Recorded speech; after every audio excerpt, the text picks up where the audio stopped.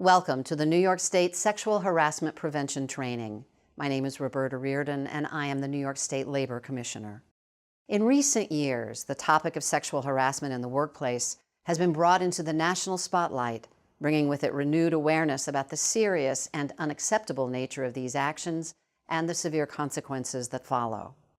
The term sexual harassment may mean different things to different people, depending on your life experience. Certain conduct may seem acceptable or have seemed acceptable in the past. That does not mean it is acceptable to the people we work with. The purpose of this training is to set forth a common understanding about what is and what is not acceptable in the workplace. New York State has long been committed to ensuring that all individuals have an equal opportunity to enjoy a fair, safe, and productive work environment. Laws and policies help ensure that diversity is respected and that everyone can enjoy the privileges of working in New York State. Preventing sexual harassment is critical to continued success. Sexual harassment will not be tolerated. This means any harassing behavior will be investigated, and the perpetrator or perpetrators will be told to stop. It also means that disciplinary action may be taken if appropriate.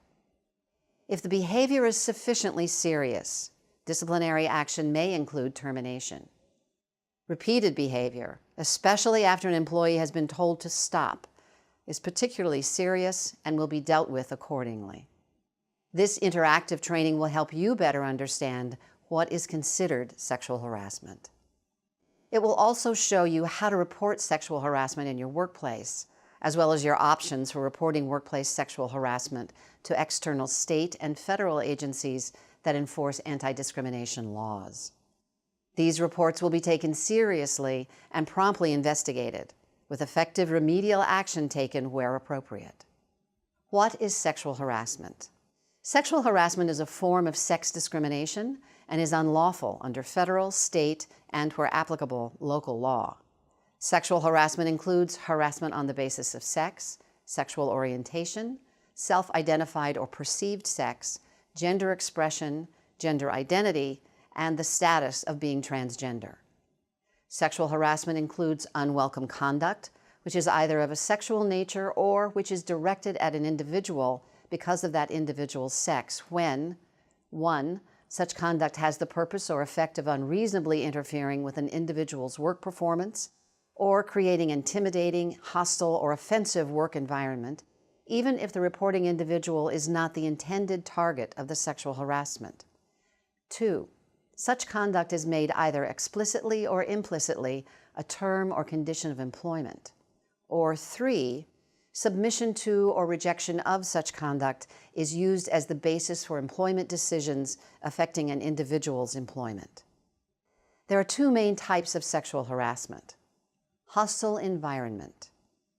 A hostile environment on the basis of sex may be created by any action previously described, in addition to unwanted words, signs, jokes, pranks, intimidation, physical actions or violence, either of a sexual nature or not of a sexual nature, directed at an individual because of that individual's sex. Hostile environment sexual harassment includes sexual or discriminatory displays or publications anywhere in the workplace, such as displaying pictures, posters, calendars, graffiti, objects, promotional material, reading materials, or other materials that are sexually demeaning or pornographic. This includes such sexual displays on workplace computers, on cell phones, and sharing such displays while in the workplace. This also includes sexually oriented gestures, noises, remarks, jokes, or comments about a person's sexuality or sexual experience. Hostile actions taken against an individual because of that individual's sex, such as rape, sexual battery, molestation, or attempts to commit these assaults. Physical acts of a sexual nature, including but not limited to touching, pinching, patting, grabbing, kissing, hugging, brushing against another employee's body or poking another employee's body, interfering with, destroying, or damaging a person's workstation, tools, or equipment, or otherwise interfering with the individual's ability to perform the job. Sabotaging an individual's work, bullying, yelling, name-calling. Quid pro quo sexual harassment. Quid pro quo sexual harassment occurs when a person in authority trades or tries to trade job benefits for sexual favors. Quid pro quo is a legal term meaning a trade. This type of harassment occurs between an employee and someone with authority, like a supervisor, who has the ability to grant or withhold job benefits. Quid pro quo sexual harassment includes offering or granting better working conditions or opportunities in exchange for a sexual relationship. Threatening adverse working conditions like demotions, shift alterations, or work location changes, or denial of opportunities if a sexual relationship is refused. Using pressure, threats, or physical acts to force a sexual relationship. Retaliating for refusing to engage in a sexual relationship. Who can be the target of sexual harassment? Sexual harassment can occur between any individuals, regardless of their sex or gender. New York law protects employees, paid or unpaid interns, and non-employees, including independent contractors and those employed by companies contracting to provide services in the workplace. Who can be the perpetrator of sexual harassment? The perpetrator of sexual harassment can be anyone in the workplace. The harasser can be a coworker of the recipient. The harasser can be a supervisor or manager. The harasser can be any third party, including a non-employee, intern, vendor, building security, client, customer, or visitor. Where can workplace sexual harassment occur? Harassment can occur whenever and wherever employees are fulfilling their work responsibilities, including in the field, at any employer-sponsored event, trainings, conferences open to the public, and office parties. Employee interactions during non-work hours, such as at a hotel while traveling or at events after work, can have an impact in the workplace. Locations off-site and off-hour activities can be considered extensions of the work environment. Employees can be the target of sexual harassment through calls, texts, email, and social media. Harassing behavior that in any way affects the work environment is rightly the concern of management.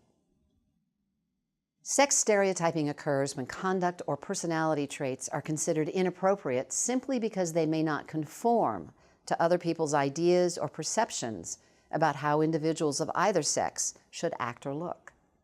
Harassing a person because that person does not conform to gender stereotypes as to appropriate looks, speech, personality, or lifestyle is sexual harassment. Harassment because someone is performing a job that is usually performed or was performed in the past, mostly by persons of a different sex, is sex discrimination. Retaliation. Any employee who has engaged in protected activity is protected by law from being retaliated against because of that protected activity. Protected activities with regard to harassment include making a complaint to a supervisor, manager, or another person designated by your employer to receive complaints about harassment. Making a report of suspected harassment, even if you are not the target of the harassment. Filing a formal complaint about harassment. Opposing discrimination. Assisting another employee who's complaining of harassment. Providing information during a workplace investigation of harassment or testifying in connection with a complaint of harassment filed with a government agency or in court. What is retaliation? Retaliation is any action taken to alter an employee's terms and conditions of employment, such as a demotion or harmful work schedule or location change, because that individual engaged in any of the protected activities mentioned in this training. Such individuals should expect to be free from any negative actions by supervisors, managers, or the employer motivated by these protected activities. Retaliation can be any such adverse action taken by the employer against the employee that could have the effect of discouraging a reasonable worker from making a complaint about harassment or discrimination. The negative action need not be job-related or occur in the workplace, and may occur after the end of employment, such as an unwarranted negative reference. What is not retaliation? A negative employment action is not retaliatory merely because it occurs after the employee engages in protected activity. Employees continue to be subject to all job requirements and disciplinary rules after having engaged in such activity. The supervisor's responsibility. Supervisors and managers are held to a high standard of behavior. This is because they are placed in a position of authority by the employer and must not abuse that authority. Their actions can create liability for the employer without the employer having any opportunity to correct the harassment. They are required to report any harassment that is reported to them or which they observe. They are responsible for any harassment or discrimination that they should have known of with reasonable care and attention to the workplace for which they are responsible. They are expected to model appropriate workplace behavior. Mandatory reporting.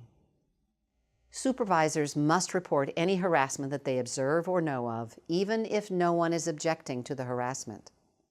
If a supervisor or manager receives a report of harassment or is otherwise aware of harassment, it must be promptly reported to the employer, without exception, even if the supervisor or manager thinks the conduct is trivial, even if the harassed individual asks that it not be reported. Supervisors and managers will be subject to discipline for failing to report suspected sexual harassment or otherwise knowingly allowing sexual harassment to continue. Supervisors and managers will also be subject to discipline for engaging in any retaliation. We cannot stop harassment in the workplace unless management knows about the harassment. It is everyone's responsibility. You are encouraged to report harassment to a supervisor, manager, or another person designated by your employer to receive complaints, as outlined in your employer's sexual harassment prevention policy, so the employer can take action. Behavior does not need to be a violation of law in order to be in violation of the policy. Your employer will provide you with a complaint form to report harassment and file complaints. But if you're more comfortable reporting verbally or in another manner, your employer is still required to follow the sexual harassment prevention policy by investigating the claims. If you believe that you have been subjected to sexual harassment, you are encouraged to complete the complaint form and submit it to your employer as outlined in your employer's sexual harassment prevention policy. You may also make reports verbally. Once you submit this form or otherwise report harassment, your organization must follow its sexual harassment prevention policy and investigate any claims. You should report any behavior you experience or know about that is inappropriate, as described in this training, without worrying about whether or not it is unlawful harassment. Individuals who report or experience harassment should cooperate with management so a full and fair investigation can be conducted and any necessary corrective action can be taken. If you report harassment to a manager or supervisor and receive an inappropriate response, such as being told to just ignore it, you may take your complaint to the next level as outlined in your employer's policy under legal protections and external remedies. Finally, if you are not sure you want to pursue a complaint at the time of potential harassment, document the incident to ensure it stays fresh in your mind. What should I do if I witness sexual harassment? Anyone who witnesses or becomes aware of potential instances of sexual harassment should report it to a supervisor, manager, or designee. It can be uncomfortable and scary, but it is important to tell coworkers that's not okay when you are uncomfortable about harassment happening in front of you. It is unlawful for an employer to retaliate against you for reporting suspected sexual harassment or assisting in any investigation.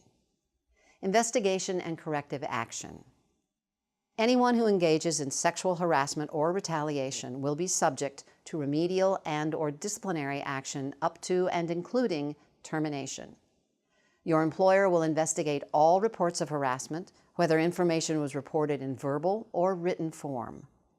An investigation of any complaint should be commenced immediately and completed as soon as possible.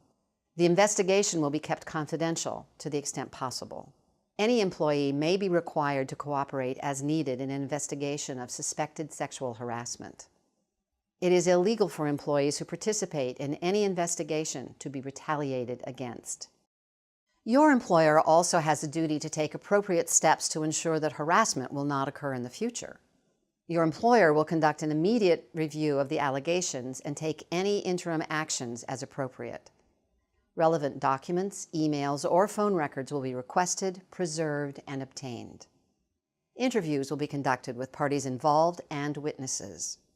The investigation will be documented as outlined in the sexual harassment policy. The individual who complained and the individuals accused of sexual harassment are notified of final determination and that appropriate administrative action has been taken.